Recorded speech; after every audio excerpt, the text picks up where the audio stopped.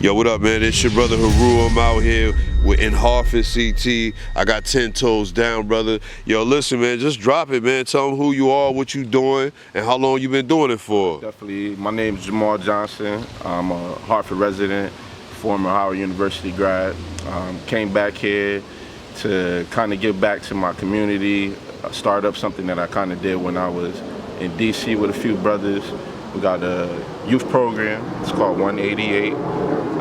Part of the program, it teaches us how to mentor our youth.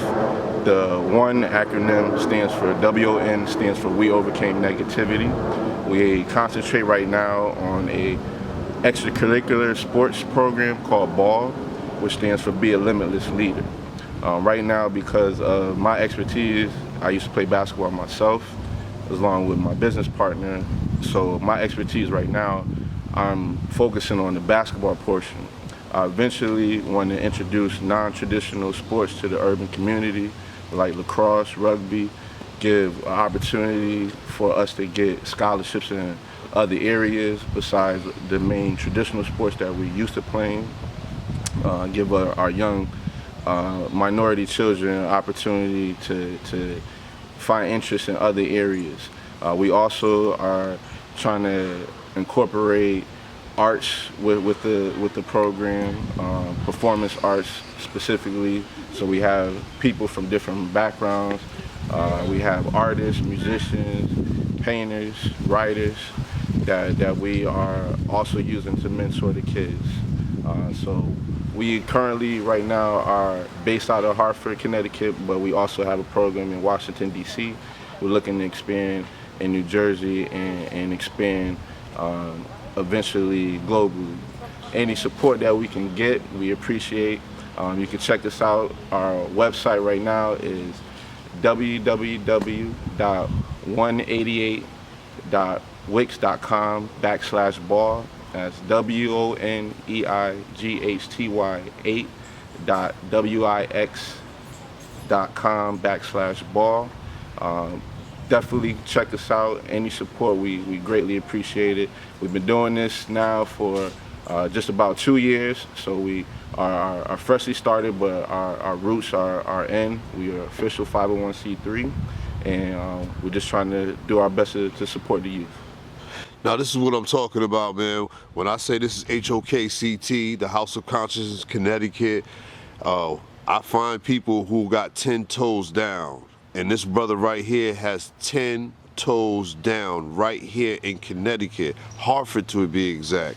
So I heard you speak about the collegiate level of, because you went to college. Yes. So I want to ask you, do you think it is more important for our children to make it to college, or we build our own colleges, our own universities? Not against Howard and these other black. That's a good question. You know, I find that my experience with college helped my mind develop. It wasn't necessarily the curriculum, it was the people that I met. So as far as the curriculum is concerned, especially within the urban areas, we don't necessarily get the proper knowledge that we're supposed to get. Now, when you speak about this knowledge, like they teach us to be workers and not own the company. This is the curriculum that's being taught. Exactly. You know, every day. And I took a chance. You know, I could speak from personal experience. You know, according to traditional paths, I went to college, graduated, got my got my business management degree. Worked in corporate America, was a manager at 2 different Fortune 500 companies. I wasn't satisfied with that path. You know, something didn't seem right to me, that all of the energy and the work that I was putting in, I wasn't reaping the benefits like I should have been from it. I didn't see, you know, the outcome of my efforts. And I really wasn't helping anybody except the person that owned the company, which wasn't really helping my people, you know. And I wanted to do something bigger. And as you said, you know, we're not necessarily taught about, you know, self-ownership. I don't come from a family where I have somebody that taught me the path of how to be a business owner. Facts. So I had to get with other people like mine who were like myself, who had already established that path. And I learned from them on how to create my own business with the talent that I had. So I just took my own natural God-given talent, saw an opportunity to not only be in the business but offer help to the youth, which is our future at the end of the day. Facts. So once I learned how to construct that into a actual business module, I went into forming a 501c3 with my business partner, and then we took off from there. And I also, on the side note, I just wanted to talk about my youth program. I am also a year in on another business. Me and my business partner also own an entertainment company that helps with branding, publishing, managing. So we have a lot of artists out there who have talent, but they don't have the necessary business skills to create their own label, create their own ownership, and use their talent to create wealth. So what I did was create a company with my business partner called Rose from Concrete Entertainment. And basically that's all we do. We're not here to take ownership over anybody's particular skill or talent, but it's to help elevate them so that they can create ownership for That has a fine kick to it. So you help other roses that's growing from cracks in the concrete. Exactly. Ashe to the great Tupac Shakur. Definitely Tupac for for doing that. Tupac Shakur was a rose that grew from a crack in the concrete. Not only himself, but me, myself, the brother I'm speaking to, are roses that grew from cracks in the concrete. How he expressed that he didn't come from a family who was taught ownership in these things, but he took it upon himself in this initiative.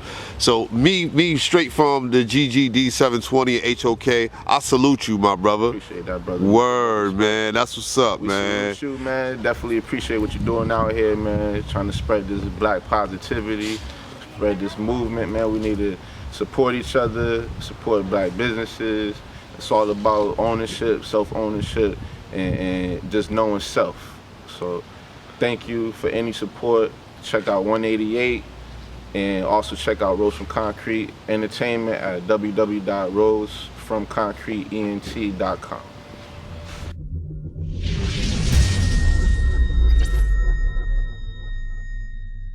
It behooves me to think that you will find, you know,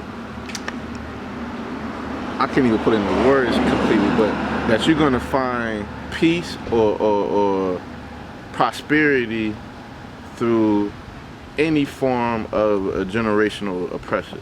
It's not possible. It's not. It's no way. It's no way.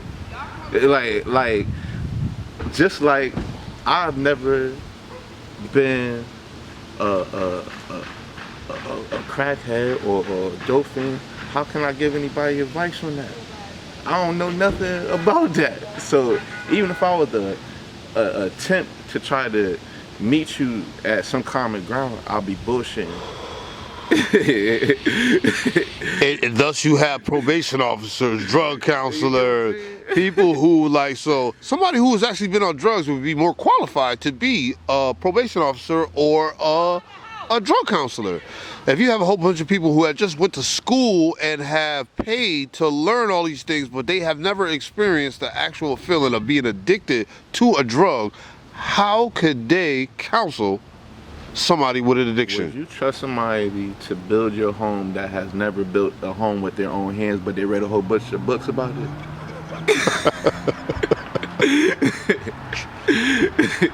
Facts, Lord.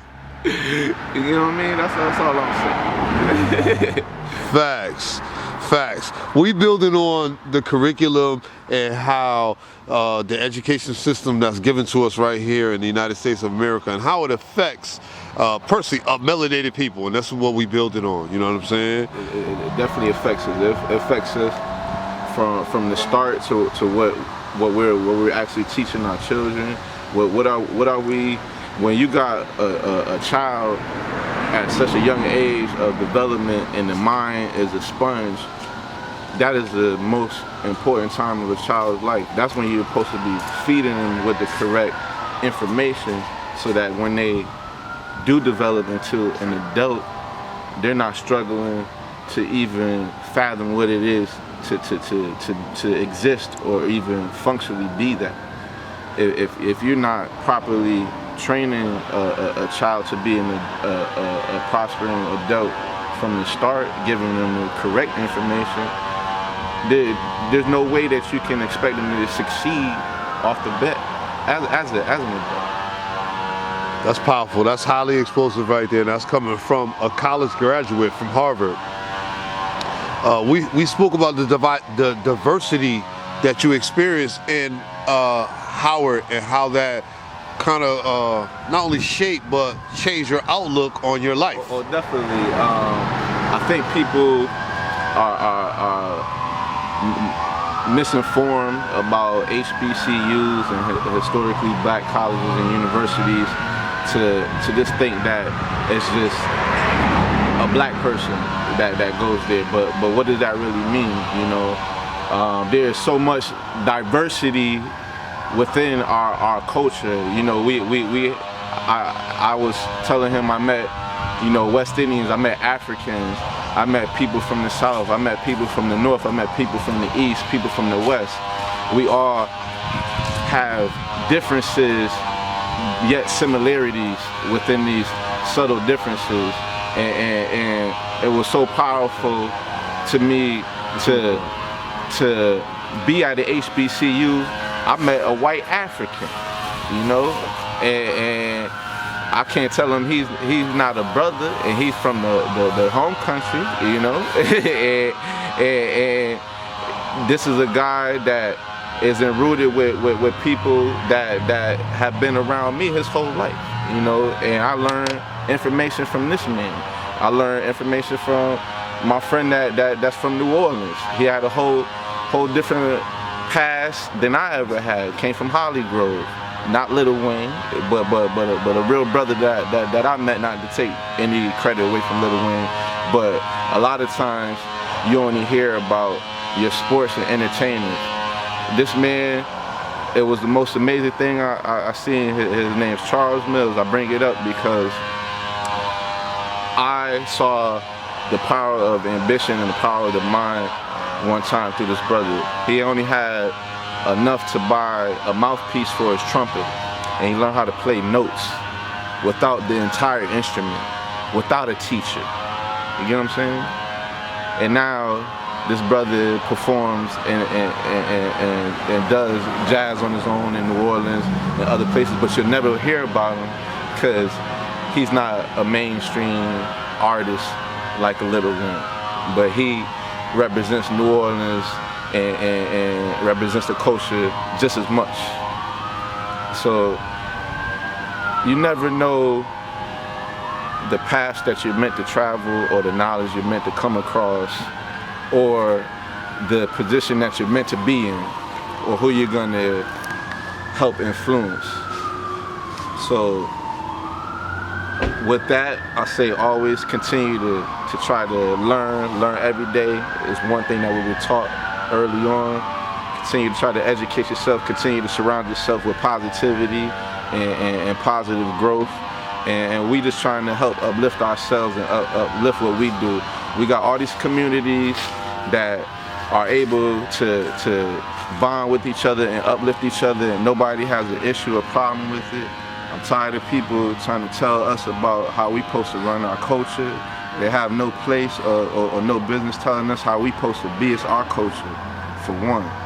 We help not only set the facets for a lot of other cultures on how they doing it and the swag that we bring to the universe, but now it's time for us to really concretely start to let people know about themselves, and we gonna be out there. HOKCT, Lord. HOKCT. HOKCT.